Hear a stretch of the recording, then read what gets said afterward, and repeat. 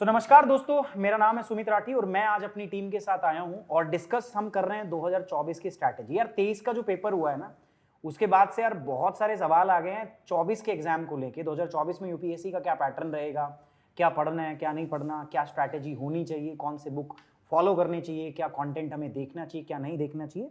सो आप चिंता मत कीजिए दोस्तों, आपके लिए हम एक कंप्लीट सॉल्यूशन बनाने का प्रयास कर रहे हैं। मैं मेरी पूरी टीम के साथ में यहाँ पे आया हूँ। तो मेरे साथ सबसे पहले आशीर्वाद सर, दिव्या मैम मेरे साथ है, the one and only Abhishek sir and Kunal sir.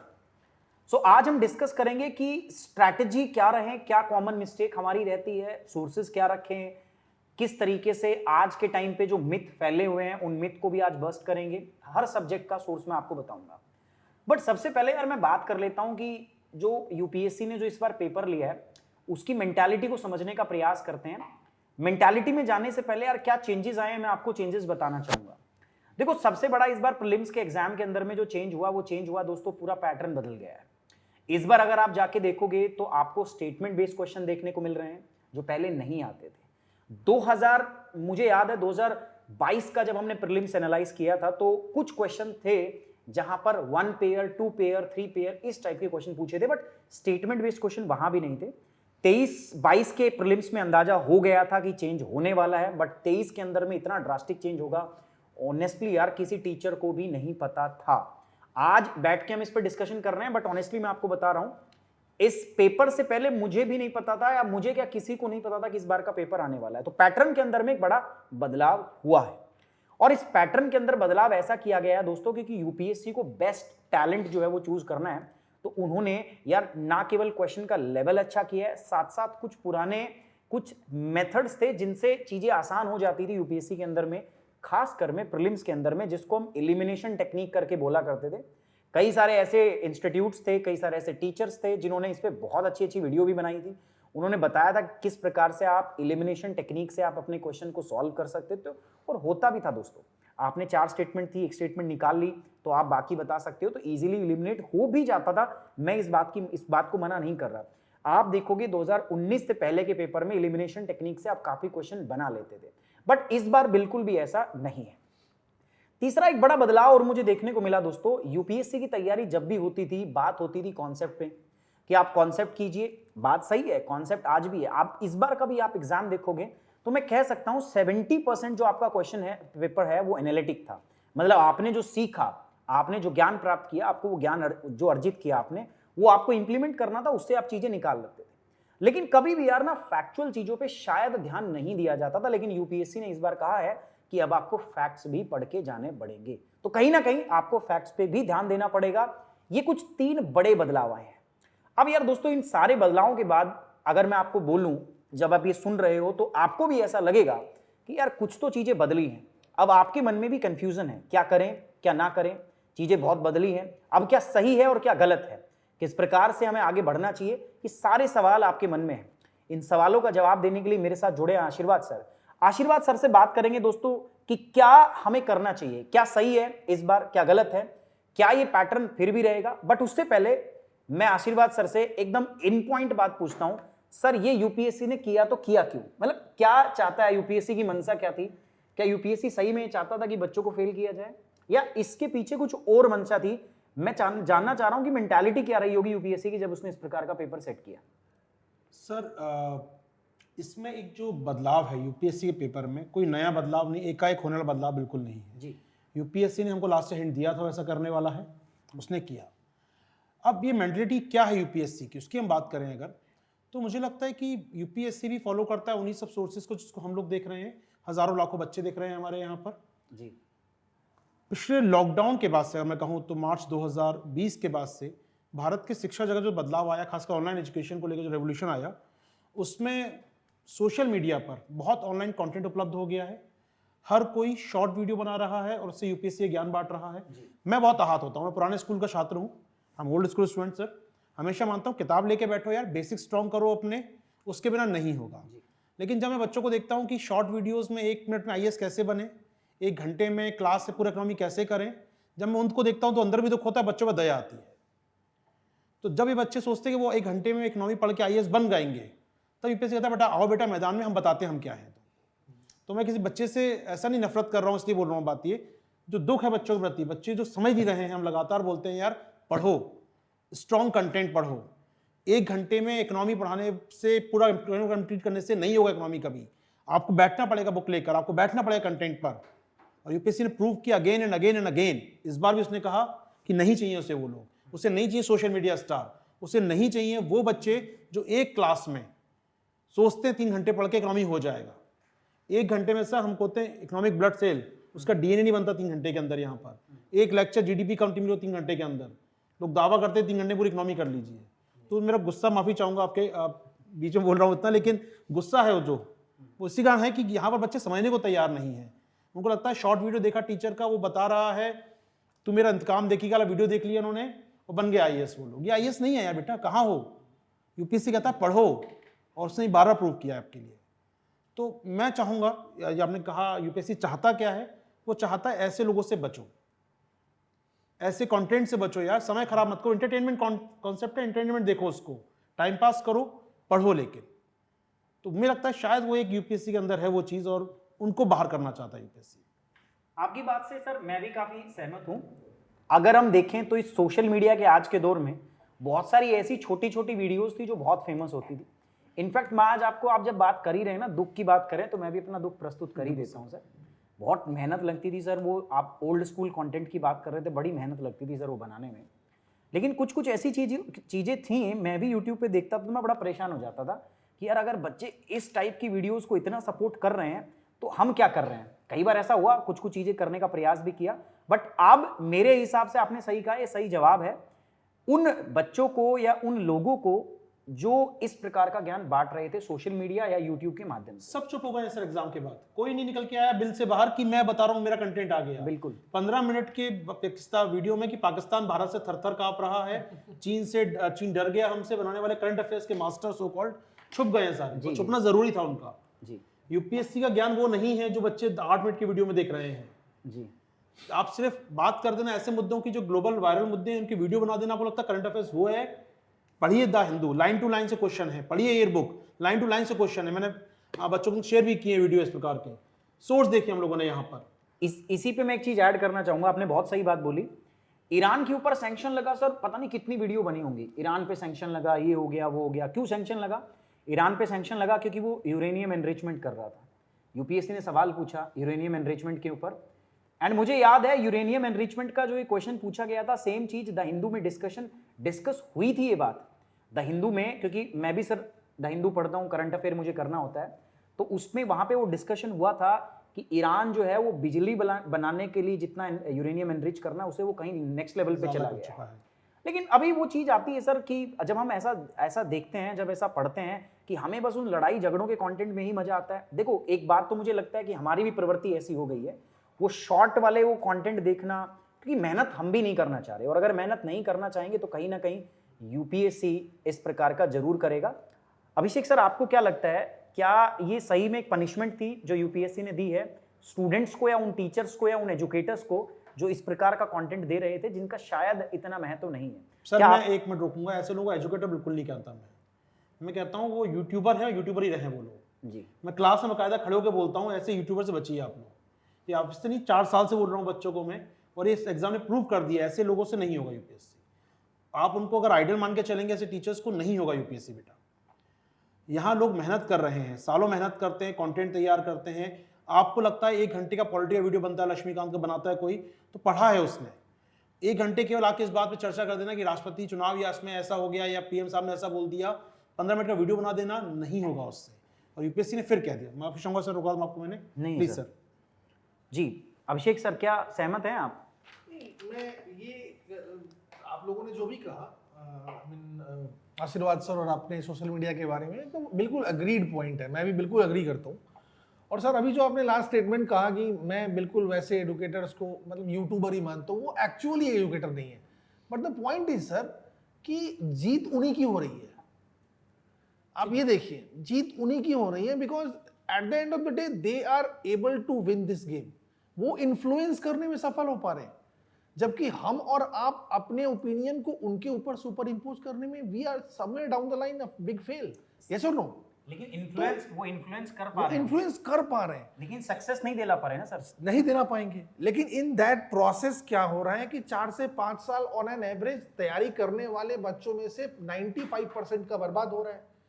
और उन 95% बच्चों के साथ 5 साल बाद क्या होता है? अगर वो लड़की है तो शादी का प्रेशर, अगर वो लड़का है तो सर, नौकरी का मैं तो प्रेशर। एक मैं रोकूंगा, एक ऐसे वीडियो देख चुका हूँ इस पेपर के बाद कि प्लान बी क्या हो, छोड़िए यूपीएससी, हम तो प्लान बी की बता रहे हैं। वही इन्फ्लुएंसर, वही यूट्यूबर, इन्फ्लुएंसर बनना अच्छा रहेगा शब्द उनको, वो बता रहे हैं प्लान बी क्या रहेगा। तो क्यों मेहनत कर रहे हो बच्चों के साथ यार? बोलो पहले दिन से मेहनत कराओ उसको, तो प्लान बी की आवश्यकता ही ना पड़े शायद। मैं क्या कहता हूँ, मैंने जो मतलब मैं बिल्कुल अग्री कर रहा हूँ आप लोगों की बातों पे, like when it comes to social media and all, but एक बात मैं कहूँगा कि मुझे मतलब मैं भी I have been also in this field of UPSC for last my including my preparation and this education 8 से 10 साल होने को है। मैं बिल्कुल, इट्स माई स्ट्रॉन्ग कन्विक्शन कि हर साल यूपीएससी यही करता है। मुझे ये लग रहा है कि ये जो आवाज बुलंद हो रही है ना कि पेपर ऐसा हुआ, पेपर वैसा हुआ, ये हर साल होता है। बस आज हमारी कानों में ये बात ज्यादा जा रही है because of social media and other media versions.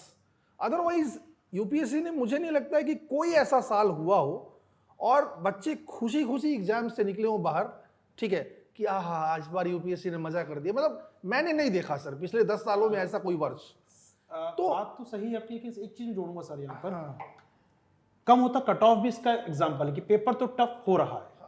मतलब यूपीएससी सर, एक सेकंड बस, I would like to finish my first, बस उसके बाद आप कंटिन्यू करेंगे। मतलब मुझे क्या लगता है कि यूपीएससी साफ साफ एक बात कह रहा है कि मेरा एक ही नियम है कि मेरा कोई नियम नहीं है, इसलिए तुम नियम बनाओ मत, क्योंकि जितनी बार तुम नियम बनाओगे उतनी बार मैं तुम्हें बदनियम करूंगा, समथिंग लाइक दैट। मतलब मैंने जो अभी तक मैंने जो एक्सपीरियंस किया, बिल्कुल सर। इस पर आप कुछ कहना चाहेंगे तो यू कैन सर कंटिन्यू। मैं एक लाइन जोड़ना चाहूंगा। हम जानते हैं यूपीएससी अनप्रेडिक्टेबल है, बिल्कुल सही बात कहते हैं, अनप्रेडिक्टेबल पब्लिक सर्विस कमीशन।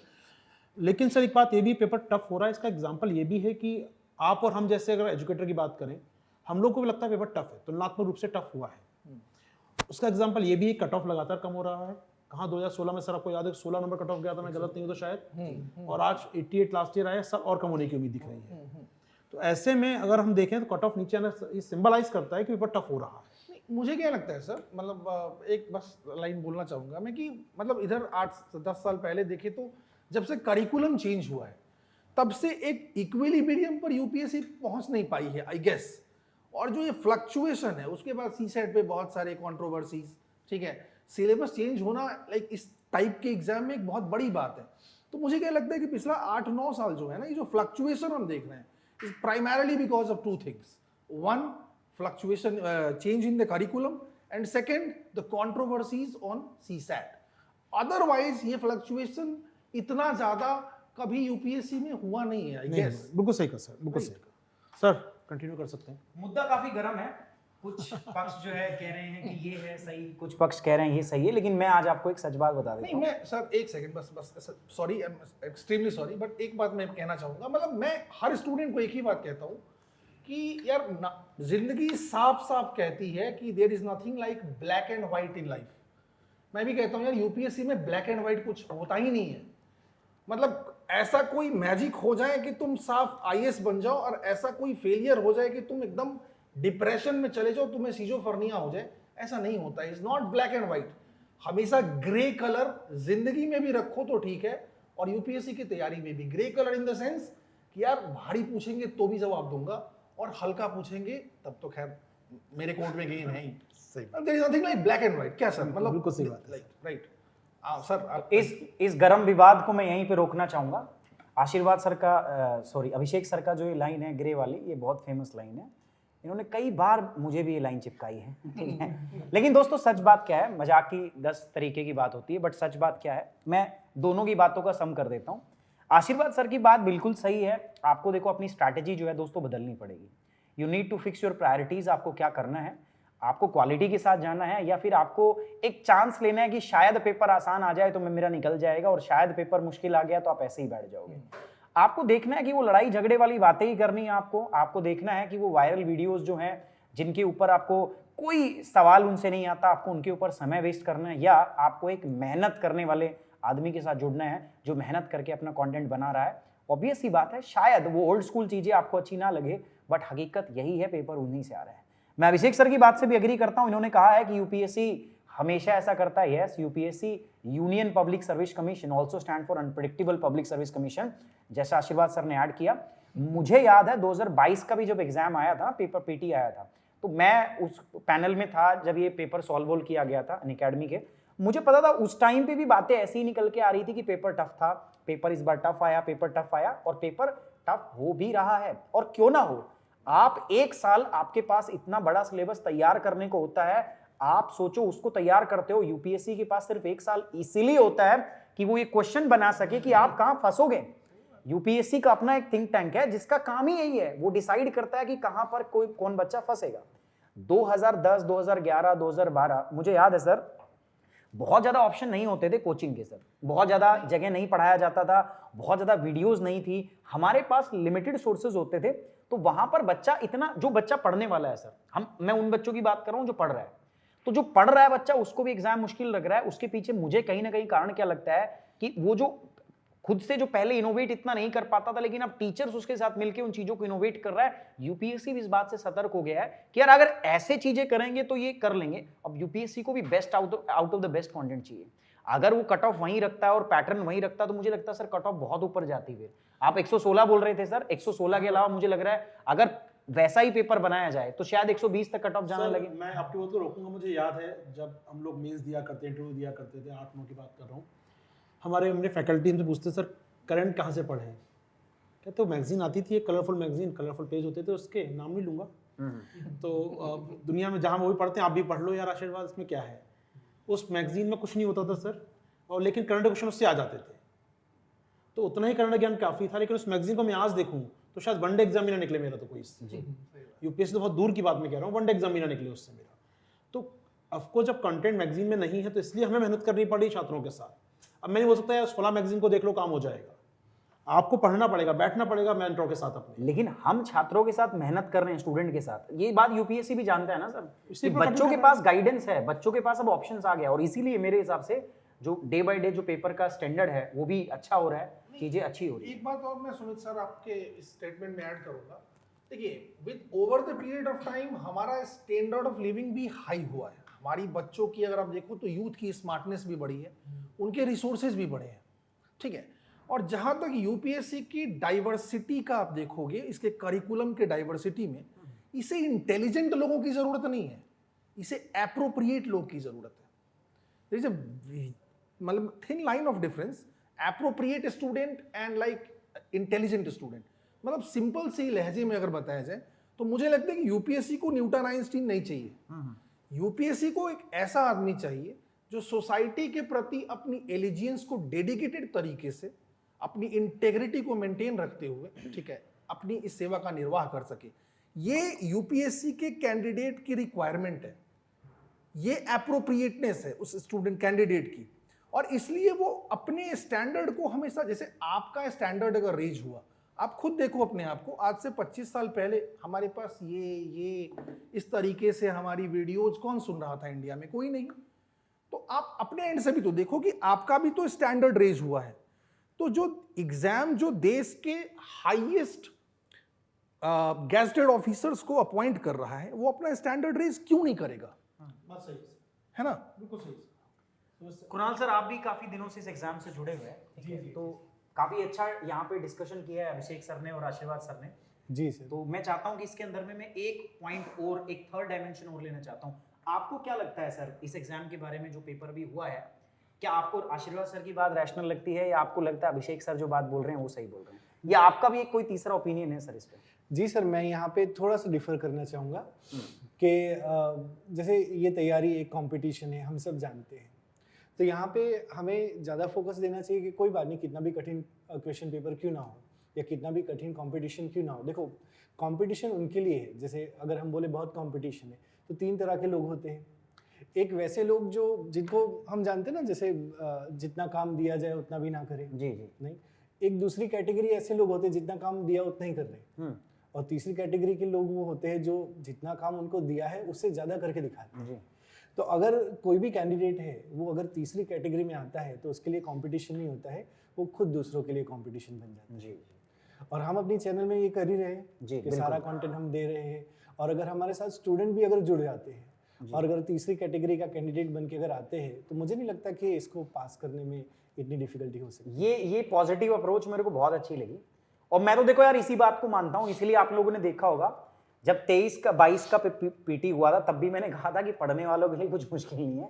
देखो मैं आज भी उसी बात पे स्टिक कर रहा हूँ, ठीक है। पढ़ने वाला जो होगा ना यार, वो अभी भी देखो उतने लोग 10,000 लोग 12,000 लोग प्रीलिम्स निकालेंगे, ठीक है। तो पढ़ोगे तो अच्छा रहेगा। लेकिन दूसरा बड़ा सवाल अब आता है दोस्तों कि पढ़ें कैसे। मैं आपसे, मेरा अगला सवाल होगा, पढ़ने की बात ऐसी है कि अभी काफी सारे बच्चे जो है ना बड़े कंफ्यूज हैं।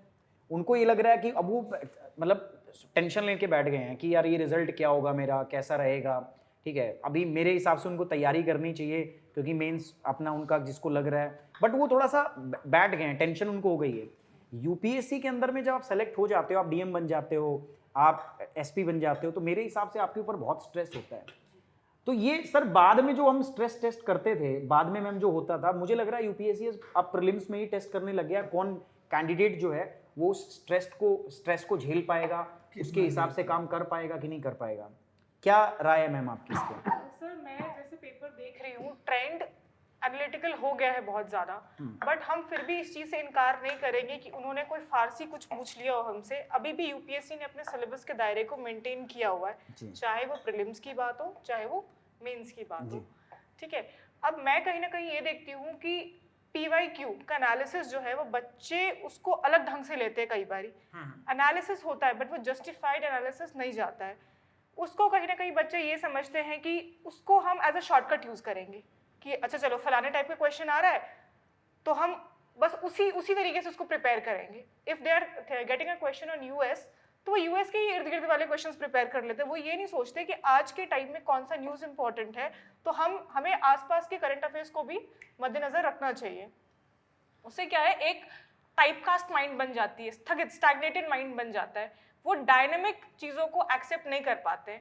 अब क्योंकि एग्जाम में जाते हैं एक फिक्स्ड माइंड के सेट के साथ प्रिपेयर किया होता है, तो एग्जाम उनको एक ब्लो देता है, वो शॉक में रहते हैं कि ये तो मैंने सोचा ही नहीं था। अब यूपीएससी आपको कह रहा है कि आप सोचिए, क्योंकि आपके जैसे अभिषेक सर ने बहुत अच्छे से बताया कि हमारे लिविंग स्टैंडर्ड्स बढ़ गए, तो आप उसी तरीके से इमेजिन कीजिए, आप एक्सपेक्ट कीजिए कि एग्जामिनर का भी लिविंग स्टैंडर्ड बढ़ेगा। वो एक्सपेक्ट करता है कि अगर मैंने पिछले सालों में इस क्वेश्चन को पूछा है, अगर मैं एक इन्वायरमेंट की क्वेश्चन को लेकर कंसर्न हूँ, तो what is concerning right now, क्या नया चला है। तो क्या यूपीएससी का ये हक नहीं बनता कि वो एक पर्टिकुलर टॉपिक या क्वेश्चन को किसी दूसरे एंगल से पूछ ले। यूपीएससी किसी बच्चे से क्वेश्चन पूछ के नहीं बनाएगा कि मैं कौन सा एंगल इसमें डालूं।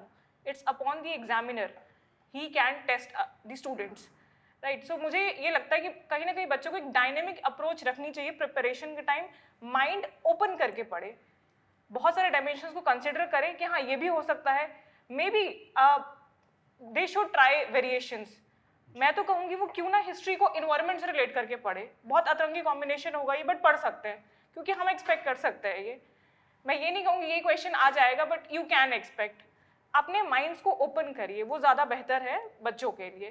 So this I have noticed with the trend. आशीर्वाद सर, एक बार फिर से मैं आपके पास आऊँगा, ठीक है। मैं एक सवाल वैसे पूछ रहा था मैम से, मैम ने खैर एक दूसरे उसमें आंसर दिया, बट मैम का आंसर कहीं ना कहीं उनका एक अपना ओपिनियन है 2023 के। मेरा एक मैं इन पॉइंट आपसे एकदम पूछता हूँ कि इस बार का पीटी क्या ये भी आपके स्ट्रेस को झेलने का लेवल टेस्ट कर रहा है? क्या आप एस्पिरेंट बन, क्या आप यूपीएससी क्लियर कर पाओगे या नहीं कर पाओगे वो एक बाद की बात है, लेकिन क्या आप एक अच्छे कैंडिडेट हो, क्या आप स्ट्रेस मैनेज कर सकते हो? क्या यूपीएससी देख रहा है प्रीलिम्स के हिसाब से?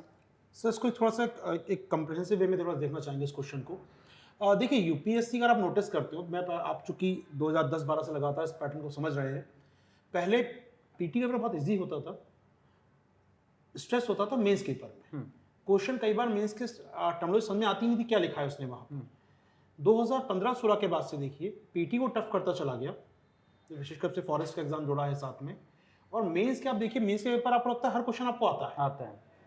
तो मेंस में उसने क्या किया, बेसिकली स्ट्रेस आउट कर दिया आपका। आपको मेंस बस आपको लिखना आना चाहिए, आपने पीटी में जो पढ़ा है नॉलेज वही काम आएगा, एक्स्ट्रा कोई knowledge. Sir sorry to interrupt you, mains को एकदम कंसिस्टेंट रखा है, मुझे लगता है एकदम उसमें कोई चेंज होता ही नहीं है पिछले 4-5 सालों से। 4 में क्या होता है 16 के बाद से वो चेंज किए, मतलब इजी करता चला गया वो। बहुत सही बात आपने कही। आप क्वेश्चन उठा के देखिए, आज जो 10th के एनसीईआरटी पढ़ के बच्चे जाएगा ना, वो भी कहेगा मैं भी कर लूंगा इस पेपर तो को। सर इससे साफ एक मतलब नहीं सामने आता है कि वो बिल्कुल ही अनवांटेड एलिमेंट्स को पीटी में बाहर कर देना चाहते हैं।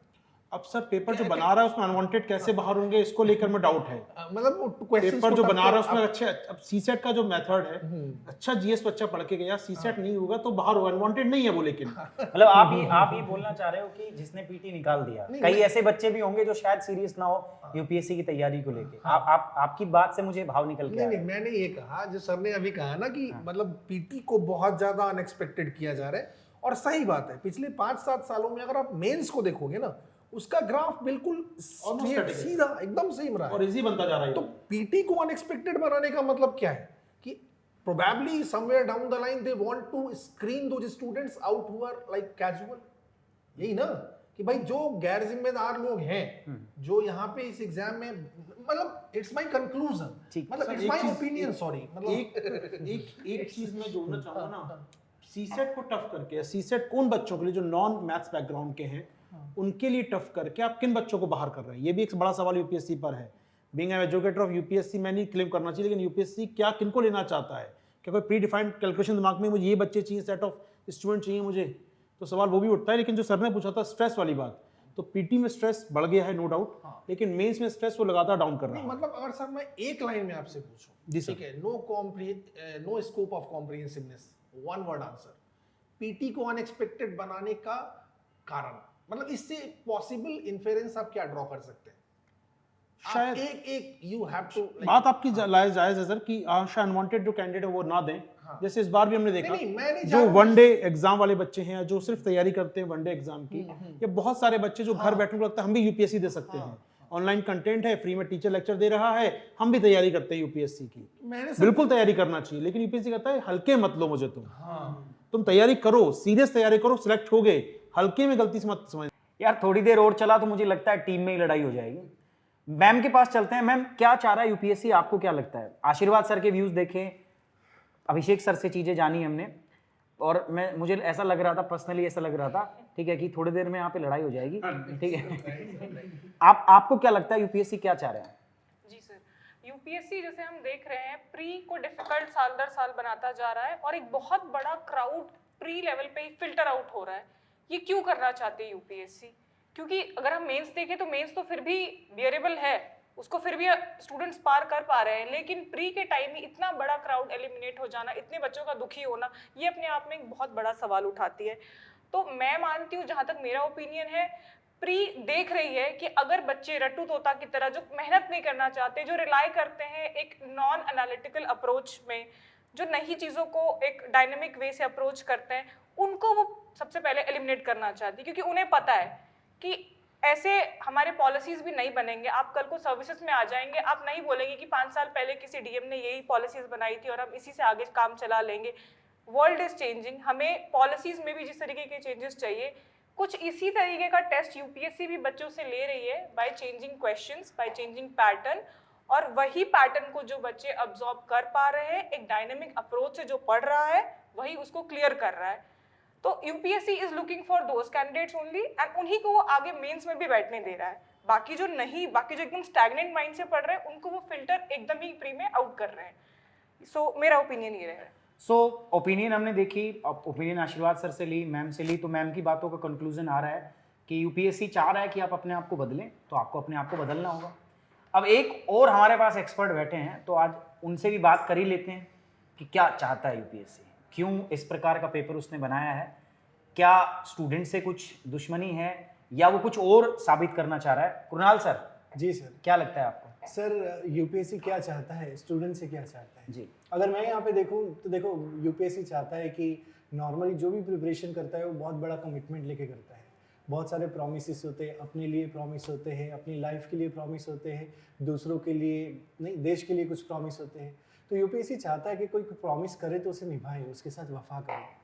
इसको कंक्लूड करने के लिए एक शायरी बोलना चाहूँगा कि यूपीएससी क्या चाहता है। तो यूपीएससी जैसे होता है ना, ऐसे लोग चाहते हैं जो वफा करे, जैसे ना शहंशाहों में होते हैं ना बादशाहों में होते हैं, ना शहंशाहों में होते हैं ना बादशाहों में होते हैं, वफा के हौसले तो सिर्फ दीवानों में होते हैं। वाह वाह सर। तो यूपीएससी दीवाने चाहता है जो लाइक अपना सब कुछ त्याग करके फोकस करे, अपनी तैयारी करे और जल्दी जल्दी एग्जाम पास करे। यूपीएससी ये चाहता है। तो आशीर्वाद सर, दीवाने ढूंढने पड़ेंगे अभी हमें। सर मैं तो सर की बात को शायरी में कह दूं, एक सर लाइन को जोड़ दूं। वही दीवानों को इशारा ही काफी होता है, और भी मतलब हर क्या होशियारों को इशारा काफी होता है, दीवानों को। दीवानों को आपने अभी तक जो मैंने सुनता है वो बदल गया आपने उसका मतलब होशियार के लिए इशारा, सर दीवानों के लिए मतलब दीवाने होशियार के लिए इशारा काफी है। मैं ऐसे कर सकते कुछ फ्यूजन जो आज का टाइम ट्रेंड है। नहीं सर, अगर होशियार होगा तो दीवाना नहीं होगा, और दीवाना होगा तो होशियार नहीं वेल सेड, ग्रेट। बात सही है सर आपकी। मैं हमेशा बोलता हूँ कि बच्चे अपनी लिमिट कहते हैं यार कि हम 6 घंटे पढ़ सकते हैं, हम 4 घंटे से ऊपर नहीं पढ़ सकते, तो शॉर्टकट ढूंढते हैं, 1 महीने में सारा करंट करा दे, तो वो अपना वो टाइम पहले तय कर लेते हैं, इससे ऊपर टाइम नहीं दे पाऊंगा, अपनी चादर को तय कर लेते हैं और कहते हैं इतने ही पाँव पसारने हैं मुझे। तो उनके लिए एक बात कहता हूँ मैं, कोई चादर नहीं है मेरे पास जितने चाहो पाँव फैला सकता हूँ। तो कोई लिमिट मत तय करो यार, आपका फील्ड है, आपको आईएएस बनना है, कोई और नहीं बनने वाला। मत सोचो कि 4 घंटे हैं मेरे पास या 1 महीना आई है तैयार करना है मुझे करंट अफेयर्स। लग जाओ अभी से पढ़ना चालू करो यार, खूब है चादर, जितनी फैलाओगे पाँव उतनी चादर बनती जाएगी। फैलाओ तो सही पाँव एक बार अपने। तो यार सबके हमने व्यूज जाने, सबने अपनी अपनी बातें रखी, तो सबके काफ़ी मिक्स रिएक्शन हमारे पास हैं। कुछ का कहना है कि बिल्कुल यार यूपीएससी का पैटर्न को फॉलो करते हुए यूपीएससी को बेस्ट कैंडिडेट चाहिए, इसीलिए वो ऐसा कर रहा है। आशीर्वाद सर का मानना है कि यूपीएससी देख रहा है कि कौन क्या पढ़ रहा है, और वो एक सबक देना चाहता है सभी स्टूडेंट्स को। वो चाहता है कि बच्चे अच्छे से मेहनत करें, अच्छे से पढ़ाई करें, जेन्युइन ओल्ड स्कूल तैयारी जो है अपनी उसको वो कंटिन्यू रखें। दिव्या मैम का मानना है कि यूपीएससी जिस प्रकार से हमारे आसपास बदलाव हो रहा है वो बदलाव चाहता है। अभिषेक सर की बात करें तो वो कह रहा है कि यूपीएससी रैशनल बंदे चाहता है, जो रैशनल बंदे हैं, रैशनल तरीके से सोच सकें। और बहुत ही अजीब और अतरंगी बात हमारे कुणाल सर ने बोली है, जो कि बहुत अच्छी भी है, सही है। इन्होंने कहा है कि यूपीएससी दीवाने लोगों की डिमांड कर रहा है कि जो दीवाने हो इस चीज़ को लेके, कितनी भी मुश्किल आए, कितनी भी कठिनाई हो, वो उसको लेके आगे बढ़ सके। मैं सभी की बात से दोस्तों मैं एग्री करता हूं। मेरा भी मानना कुछ ऐसा ही दोस्तों, जब यूपीएससी के एग्जाम देने की आप सोचते हो उससे बहुत पहले यार आप एक सपना लेते हो, आपके मन में कुछ सपने बुनते हो आप कि आपको आईएएस बनना है, आपको आईपीएस बनना है, आपको डीएम बनना है, आपको एसपी बनना है, आप सपने लेते हो।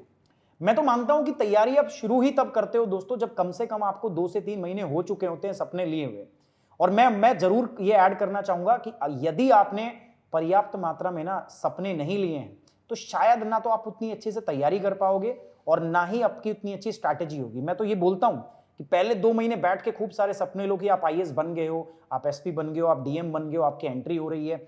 ये रॉयल एंट्री की वीडियो कोई गलत नहीं है, ये आपको वो जज्बा देती है कि यार एक दिन शायद मैं भी ऐसा करूंगा। लेकिन मैं ये मानता हूं कि जब वो 2 महीने आप सपना ले लेते हो ना तो सपने के बाद खड़े भी हो जाओ, क्योंकि ऐसा हो जाएगा कि आंख बंद करके आप सपने ले रहे हो। यूपीएससी में आंख बंद करके सपने लेने से बात नहीं बनेगी, आपको आंख खोल के सपने लेने पड़ेंगे। जो आपने सपना लिया आप उस पर काम करना पड़ेगा, क्योंकि ये सपना आपका है। और आपको अगर इस सपने को हकीकत बनानी है ना दोस्तों, तो कोई भी चैलेंज आए, चाहे पैटर्न बदले, चाहे एलिमिनेशन टेक्निक काम ना आए, चाहे कुछ भी हो यार, आपको आपका जो लक्ष्य है उसको प्राप्त करना है। कोई और नहीं आएगा दोस्तों आपके लिए। मैं बता देता हूं कि आप ये सोच रहे हो कोई और आ जाएगा बचाने के लिए, कोई नहीं आएगा। आपको दोस्तों अच्छे से तैयारी करनी पड़ेगी। इट्स योर ड्रीम, एंड मैं इतना जानता हूं कि अगर आपका सपना है ना तो you should go for it. आपको इसके लिए जाना चाहिए दोस्तों, और हम आपके साथ हैं। पूरी टीम यूपीएससी 101 की आपके साथ है दोस्तों। जितना हमसे बन पड़ेगा हम उतना करेंगे आपके लिए। बेस्ट कंटेंट सब चीज हम देंगे। अब हमें नहीं पता दोस्तों यूपीएससी, मैं ऑनेस्टली बताता हूं, मुझे नहीं पता अब यूपीएससी क्या चाहता है और अगली बार क्या चाहेगा यूपीएससी। बट मैं एक बात जरूर जानता हूं, हम आपको आपके साथ मिलके बेहतर से बेहतर तैयार करने का हौसला रखते हैं, वो जुनून है हमारे अंदर, और हम अपनी इन वादों को पूरा करने का प्रयास करेंगे। Let's crack it.